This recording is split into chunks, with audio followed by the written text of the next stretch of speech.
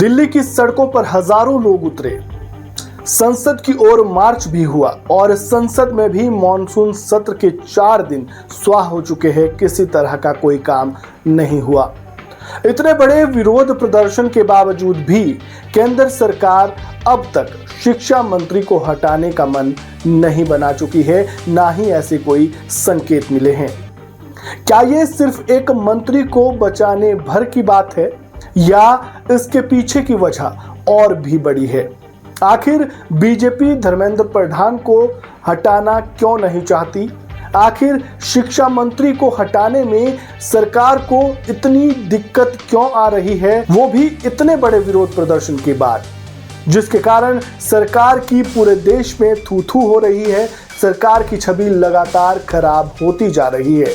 इस वीडियो में हम समझेंगे कि आखिर बीजेपी धर्मेंद्र प्रधान को क्यों बचाना चाहती है, मोदी सरकार धर्मेंद्र प्रधान के पीछे आखिर शील्ड की तरह क्यों खड़ी हुई है, वो भी तब जब नीट पेपर लीक जैसे गंभीर मुद्दे पर छात्र और विपक्ष सरकार से धर्मेंद्र प्रधान के इस्तीफे की मांग कर रहा है। आज हम आपको बताएंगे 5 ऐसे बड़े कारण जिनकी वजह से धर्मेंद्र प्रधान का इस्तीफा लगभग नामुमकिन सा लगने लगा है। नमस्कार, मैं हूं राजेश शर्मा और न्यूज सोशल हिंदी में आप सबका स्वागत है।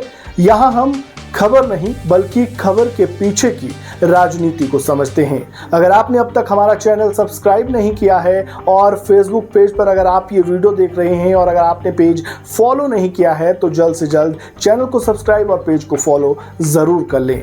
तो चलिए अब वापस मुद्दे पर आते हैं। सबसे पहली बात, धर्मेंद्र प्रधान सिर्फ एक शिक्षा मंत्री नहीं है बल्कि बीजेपी में उनकी पहचान एक चुनावी रणनीतिकार के तौर पर भी होती है। उन्होंने बिहार, हरियाणा, उत्तर प्रदेश, उड़ीसा जैसे अहम राज्यों में बीजेपी को जीत दिलाने में महत्वपूर्ण भूमिका निभाई है। पार्टी के भीतर के कई लोग मानते हैं कि बिहार में एनडीए को लाना और उड़ीसा से 24 साल पुराने बीजेडी को सत्ता से बाहर का रास्ता दिखाना, इन सब में धर्मेंद्र प्रधान, जी हाँ, वही शिक्षा मंत्री की अहम भूमिका रही है।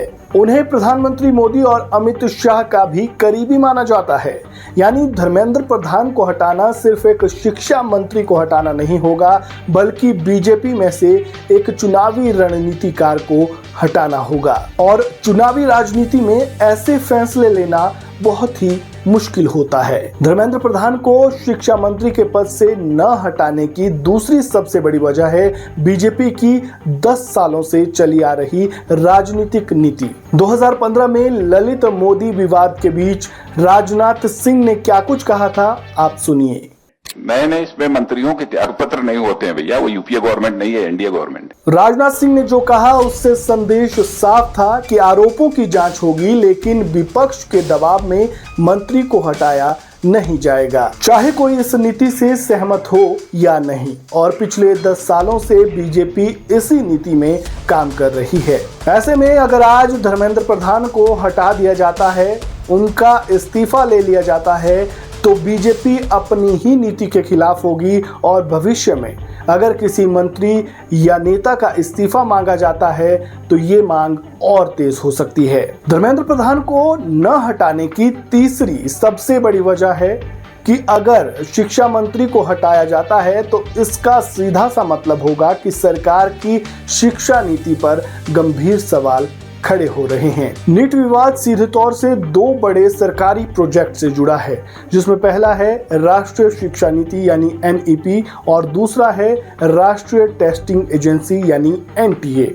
जब जब परीक्षा में गड़बड़ी या पेपर लीक के आरोप लगे हैं, सरकार ने जांच कराई है, जरूरत पड़ने पर परीक्षाएं भी रद्द करवाई है, सीबीआई को भी जांच में लगा दिया है और तमाम सुधारों की बात कही है, लेकिन कभी भी सार्वजनिक रूप से शिक्षा मंत्री को इसके लिए व्यक्तिगत तौर पर जिम्मेदार नहीं ठहराया है। क्योंकि अगर ऐसा होता है तो ये सीधा संदेश जाएगा कि खामी सिर्फ सिस्टम में नहीं बल्कि राजनीतिक नेतृत्व में भी है और बीजेपी ऐसा संदेश नहीं देना चाहती। धर्मेंद्र प्रधान को न हटाने की चौथी सबसे बड़ी वजह है जातीय और क्षेत्रीय राजनीति। धर्मेंद्र प्रधान बीजेपी के प्रमुख ओबीसी नेताओं में गिने जाते हैं और पूर्वी भारत में उनकी पकड़ बहुत ही मजबूत मानी जाती है। उन्होंने ओडिशा की राजनीति में महत्वपूर्ण भूमिका निभाई है और बिहार में गैर यादव अत्यंत पिछड़ा वर्ग के वोटरों को साधने में भी अहम भूमिका निभाई है। ऐसे में अगर पूर्वी भारत में बीजेपी विस्तार करना चाहती है तो ऐसे नेताओं का उनकी पार्टी में होना, उनकी सरकार में होना अहम कड़ी साबित होता है। ऐसे में विपक्ष या किसी अन्य दबाव में उन्हें हटाना राजनीति और सियासी समीकरण पर गहरा असर डाल सकता है। पांचवी और सबसे बड़ी वजह है कि बीजेपी नहीं चाहती कि सड़क की गूंज ये तय करे कि किस मंत्री को हटाया जाए या किसे नहीं, क्योंकि धर्मेंद्र प्रधान को हटाने की मांग सिर्फ कांग्रेस ने नहीं की है, छात्रों ने की है, छात्र संगठनों ने की है और अब तो इसमें पार्टियां भी जुड़ गई है। आम आदमी पार्टी से लेकर कांग्रेस से लेकर यूबीटी शिवसेना तक सब इसमें जुड़ चुके हैं और धर्मेंद्र प्रधान को हटाने की मांग कर रहे हैं। यानी दबाव राजनीतिक भी है और सामाजिक भी। और ऐसे में अगर बीजेपी इस्तीफा स्वीकार कर लेती है तो ये भविष्य में एक नई राजनीतिक मिसाल बन जाएगा। ऐसे में भविष्य में बेरोजगारी, भर्ती परीक्षाओं और सरकारी नौकरियों से जुड़े हर आंदोलन में कैबिनेट बदलाव की मांग उठ सकती है। शायद यही वजह है कि बीजेपी ये संदेश देना चाहती है कि विरोध करना आपका अधिकार है, लेकिन मंत्री कौन रहेगा ये सरकार तय करेगी, सड़क नहीं। तो क्या इसका मतलब धर्मेंद्र प्रधान सुरक्षित है, उन्हें हटाया नहीं जा सकता?